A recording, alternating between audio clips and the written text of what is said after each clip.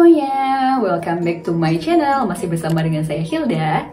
Nah, di video kali ini saya akan menjawab beberapa pertanyaan, yaitu apa itu GKS, benefit apa aja sih yang akan saya dapat sebagai penerima GKS, kapan sih pendaftaran GKS, dan yang paling banyak ditanyakan adalah sebenarnya saya daftarnya enaknya jalur kedutaan atau jalur universitas. Nah, saya akan menjawab pertanyaan tersebut berdasarkan pengalaman dan pengetahuan saya. Jadi kalau misalnya kalian punya pengalaman lainnya, please comment below. Nah, jadi langsung aja check it out. Nah, untuk pertanyaan pertama, apa sih itu GKS? Nah, GKS itu sendiri adalah beasiswa dari pemerintah Korea Selatan, tepatnya dari National Institute of International Education untuk undergraduate atau graduate students yang ingin melanjutkan pendidikannya ke Korea Selatan. Nah, untuk lengkapnya bisa cek di studyinkorea.go.kr. Nah, di situ udah ada semuanya, bisa cek di sini. Nah, sebagai penerima GKS, apa sih benefitnya? Yang pertama, kalian akan mendapatkan tiket PP ke Korea Selatan. Jadi nanti di awal kalian akan dapat tiket PP dari Indonesia ke Korea Selatan, dan di akhir kalian akan dapat tiket dari Korea Selatan ke Indonesia. Nah, benefit yang kedua adalah settlement allowance. Jadi saat kalian pertama kali ke Korea Selatan, kalian akan mendapatkan uang sebesar 200.000 won. Nah, yang ketiga adalah living allowance. Nah, living allowance ini sendiri untuk undergraduate students itu 900.000 won, dan untuk graduate students itu 1 juta won. Nah, di website Study in Korea itu masih belum update untuk living allowance-nya. Yang keempat ada insurance fee. Nah, insurance fee ini sendiri sebesar 20.000 won per bulannya, tapi biasanya sudah diurusi oleh universitas masing-masing, dan kita jadi tinggal mendapatkan asuransi kesehatannya. Nah, yang kelima, kita ada tuition fee. Nah, tuition fee-nya sendiri dari NIET itu ada maksimal 5 juta won per semester. Tapi jangan khawatir, di guideline disebutkan kalau tuition fee-nya lebih itu akan dibebankan ke universitas, bukan ke penerima beasiswa. Nah, yang keenam, ini yang paling aku tunggu-tunggu, yaitu ada awards atau grant untuk anak yang di atas topik 5 atau topik 6. Di sini bisa didapatkan saat waktu mendaftar atau saat kita belajar bahasa Korea. Jadi kalau misalnya kalian dapat topik 5 atau topik 6, pasti langsung otomatis dapat 100.000 won. Dan nanti juga ada completion grant. Nah, itu jadi setelah kalian selesai S2-nya, kalian akan mendapatkan uang 100.000 won asalkan kalian kembali ke Indonesia. Kalau misalnya kalian tetap di Korea Selatan, itu jadinya nggak dapat. Nah, untuk list benefit lebih jelas bisa dicek di website atau di guidelines-nya.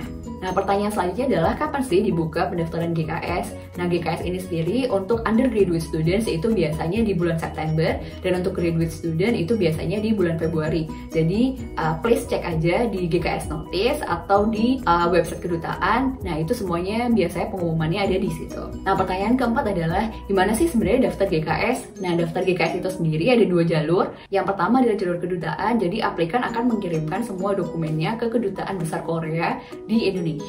Nah, nanti mereka akan menyeleksi dan akan merekomendasikan nama-nama ke pemerintah Korea Selatan.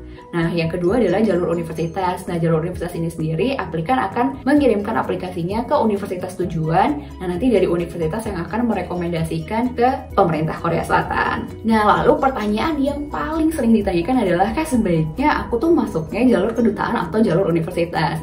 Nah, ini akan saya jawab berdasarkan pengalaman saya, jadi jangan sebagai patokan tapi sebagai referensi saja. Nah, yang saya akan bahas pertama adalah jalur universitas. Menurut aku ada 3 faktor kenapa kalian harus daftar jalur universitas. Nah, faktor yang pertama yaitu kalau misalnya kalian sudah tahu mau universitas apa dan mau jurusan apa. Selain universitas atau jurusan itu, kalian udah nggak maunya pasti di situ.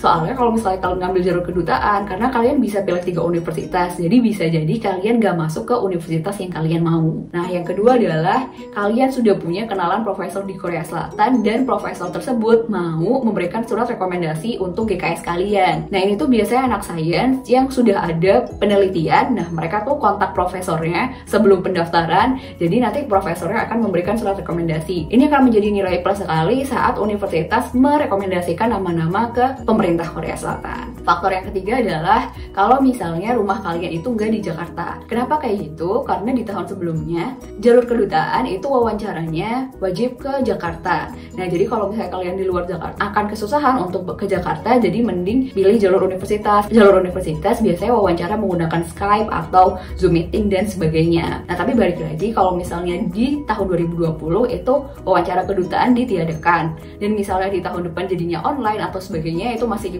belum tahu, jadi please cek selalu di kedutaan itu kayak gimana. Nah, itu tadi 3 faktor yang bisa dipertimbangkan kalau misalnya kalian memilih jalur universitas. Nah, lalu dari segi kuota itu seperti apa? Kalau untuk graduate tahun 2020, untuk jalur universitas itu ada 50 orang yang keterima, dan untuk jalur MSc itu ada 23 orang. Nah, jadi kalau misalnya dari segi kuota saja itu lebih banyak jalur universitas dibandingkan MSc. Tapi balik lagi, menurut pengalaman aku waktu daftar jalur universitas di Seoul National University dan ternyata ditolak. Nah, ternyata di jalur universitas mereka itu sebenarnya tidak diwajibkan atau tidak diharuskan untuk merekomendasikan orang Indonesia. Jadi misalnya nih, universitas punya kuota 10 orang untuk direkomendasikan. Nah, itu tuh bisa dari negara mana saja. Jadi kompetisi kita itu sama seluruh negara. Dan mereka nggak harus memilih kalau di salah satu dari 10 orang itu harus Indonesia. Nah, itu tuh nggak ada ketentuan seperti itu. Nah, kalau misalnya berdasarkan dari statistik, kalian bisa lihat di pengumuman second round GKS yang graduate 2020. Nah, itu untuk misalnya SNU dia itu merekomendasikan 2 orang Indonesia. Untuk Korea University itu 3 orang Indonesia, 2 master, 1 doktoral. Lalu untuk Yonsei dia merekomendasikan 2, Sung Kyung Kwan 1, dan Wah itu juga 1 orang Indonesianya. Jadi untuk universitas di Seoul, orang Indonesia yang direkomendasikan oleh universitas itu lumayan sedikit. Nah, ini itu berbeda dengan universitas di regional. Kalau misalnya kalian lihat, universitas regional itu setidaknya merekomendasikan 3 orang Indonesia ke pemerintah Korea. Bahkan salah satu universitas regional itu bisa merekomendasikan 6 orang Indonesia. Jadi menurut aku sendiri, peluang yang paling besar untuk diterima GKS adalah jalur universitas di regional university. Nah, tapi balik lagi, ini adalah menurut pendapat aku. Selanjutnya adalah di jalur kedutaan. Nah, jalur kedutaan sendiri saya juga punya 3 faktor yang perlu dipertimbangkan ketika kalian memilih jalur kedutaan. Yang pertama adalah kalian masih belum tentu atau belum serak sama satu universitas. Atau kalian sebenarnya juga tidak masalah, misalnya keterima di universitas mana aja gitu. Dan kalian tuh masih ingin punya pilihan-pilihan universitas ibaratnya. Nah, itu cocok untuk ke jalur kedutaan. Kalau jalur universitas tuh harus 1 universitas dan 1 jurusan. Lalu yang kedua adalah kalian gak punya kenalan profesor yang bisa memberikan surat rekomendasi di Korea Selatan. Nah, ini biasanya buat anak sosial, karena ini nggak ada riset dan segala macamnya, kayaknya lebih cocok masuk ke jalur embassy. Tapi itu pendapat aku. Lalu yang ketiga adalah kalau misalnya kalian nggak mau mengeluarkan biaya pengiriman dokumen ke Korea Selatan, karena kalau universitas dia harus langsung kirim semua aplikasi dokumen ke universitas yang dituju, which is itu biayanya sekitar 300 sampai 500 ribu rupiah biayanya. Kalau misalnya jalur kedutaan itu cuma dikirim ke kedutaan besar Korea yang di Jakarta. Kalau misalnya jalur kedutaan dari segi kuota, seperti yang saya bilang sebelumnya, kuotanya lebih sedikit daripada jalur universitas. Dan apalagi ketika first round, di ronde pertama kalian itu cut off-nya itu sangat besar. Jadi kalau misalnya tahun 2020 yang daftar ada 572 orang, dan yang lolos di first round itu cuma 27 orang. Jadi kalau misalnya kalian memilih jalur kedutaan, itu berarti kalian harus siap-siap mempunyai banyak nilai plus yang membuat kalian berbeda dengan 500 orang lainnya. Jadi kalau misalnya kalian punya sertifikat, penghargaan, pernah exchange, pernah conference, itu harus masukin semua di sana, karena balik lagi ini adalah tempat kalian menjual diri kalian. Apa sih yang membuat kalian berbeda dari 500 orang yang daftar lainnya? Dan sebenarnya di guideline GKS itu sendiri mereka ada preferensi apa sih yang akan menjadi nilai plus. Yang pertama adalah language ability kalian kalau punya outstanding score di bahasa Korea atau bahasa Inggris.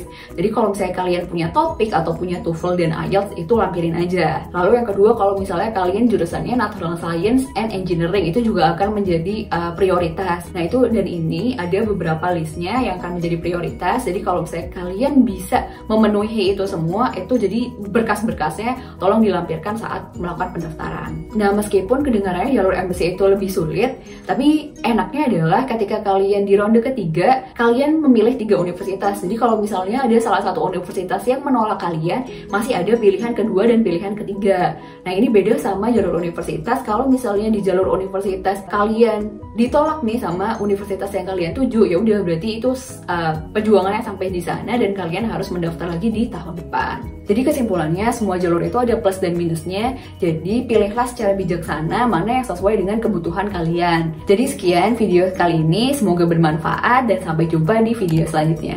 Dadah!